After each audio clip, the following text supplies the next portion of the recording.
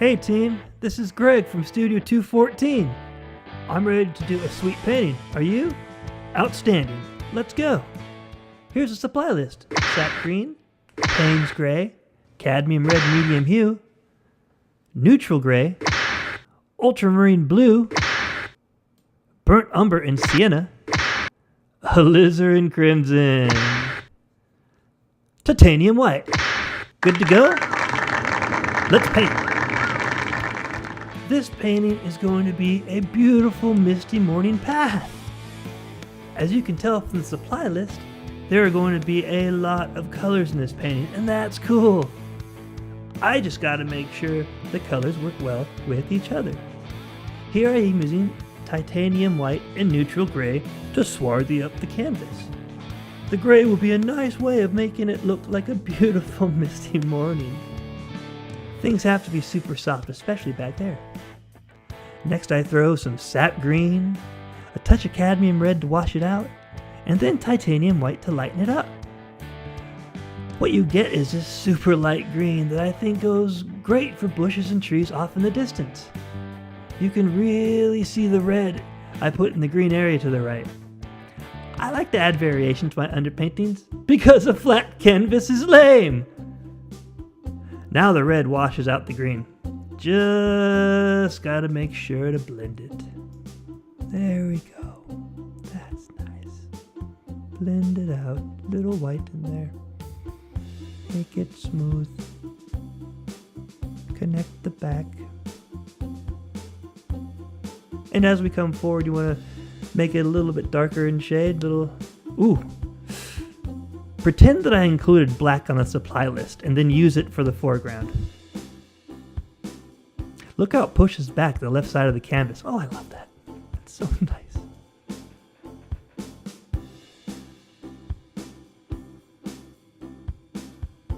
And now, you guys, the path. You guys, I'm going to work on this path over and over again throughout this painting. There will be times when you will say, "Hey Greg, path is done, bro." But will I listen? No, I will not. I apologize. I tend to be guilty of overpainting. Luckily, I tend to overpaint until I come across, in Bob's words, a happy accident.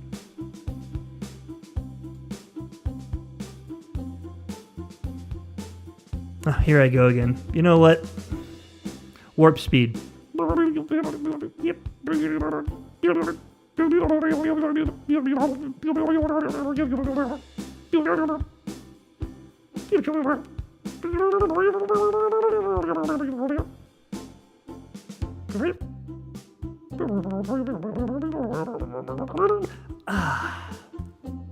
Now I'm going to soften the edges of the forest.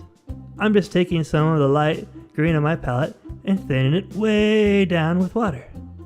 I also added just a touch of blue because of atmospheric perspective. But Greg, you ask, what is atmospheric perspective? And that's a great question. But save all questions to the end, bro. I'm trying to work here. Oh,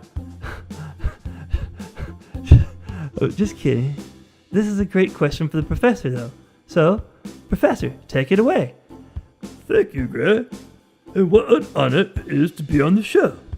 Atmospheric perspective, also called area perspective, is a method of creating the illusion of depth or recession in a painting by modulating color to simulate changes affected by the atmosphere on the other colors of things seen at a distance. Whoa, Professor, that was awesome! Thank you for that highly technical and confusing explanation. In other words, making things less sharp and bluer the farther out they go will simulate the effect the atmosphere has on distant objects, thus creating the depth that we love. And it comes into play with everything, even these tree trunks. What I did is I'm using burnt umber for the close trees in the foreground and burnt sienna for the trees farther back. Now these are the same trees, but one has to be lighter in color because it's farther back because of atmospheric perspective. I'm also putting in some branches to act as a guide for where I want the leaves to go. That way I will know where to put them.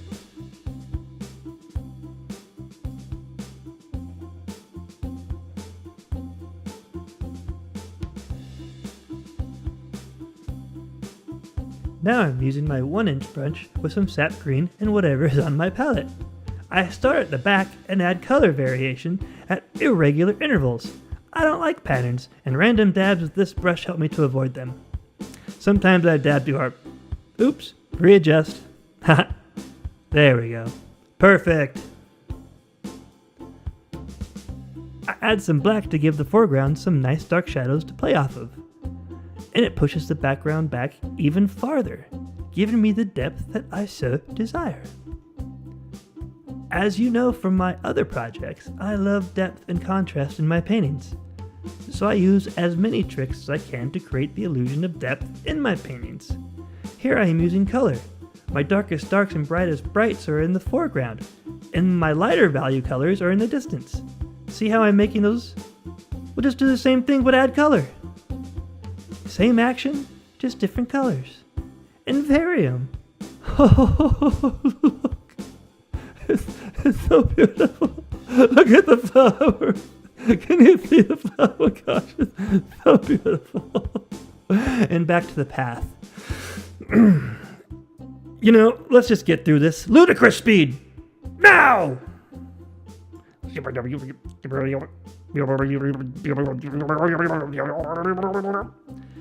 See what I'm saying? Totally overdoing the path.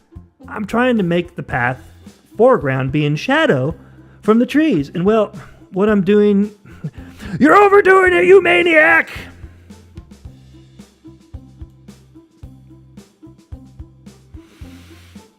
Still going.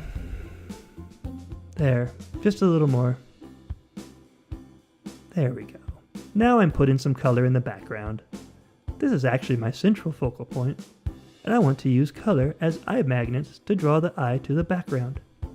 Because I use so many different shades of green throughout the painting, I am using red, which is green's complement. Hey Red, you're looking good today, bro. Well, thank you, Green. That was a nice compliment. They play together nice. Now I'm highlighting the flowers and putting in some dark branches that are hanging over the path. Look how that shadow pushes everything back.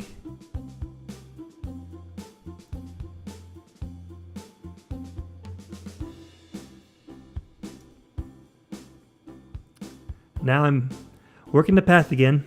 Yeah.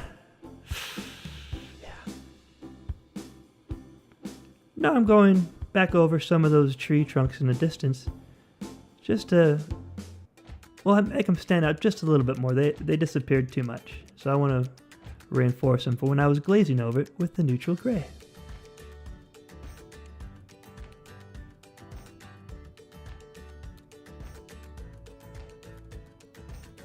There I'm putting back in some shadow and midtones. That's nice. Those sort of make the highlights sit into the painting, so they're not just floating there. My trusty old fan brush is putting in some grass.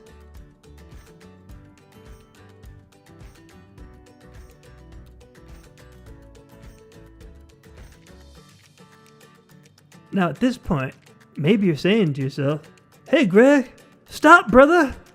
Painting's done! Painting's done!" But I remain resolute.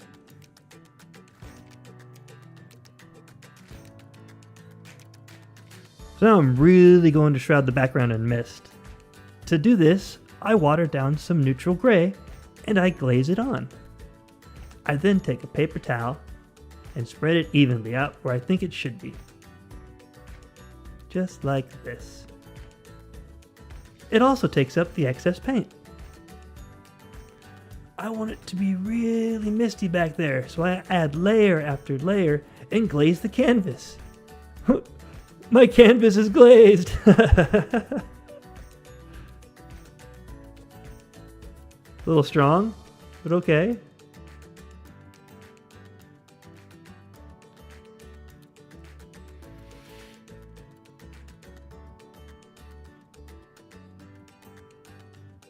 even it out again, take up the excess. There.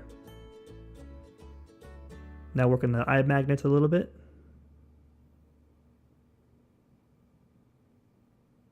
Ooh, that's nice. Look at that. Oh, whoa, too harsh, bro. See how your eye automatically goes to the corner because of that red? I don't want that. I want the eye to move forward and rest on the central focal point. So I have to tone it down. I do that by adding green. There we go.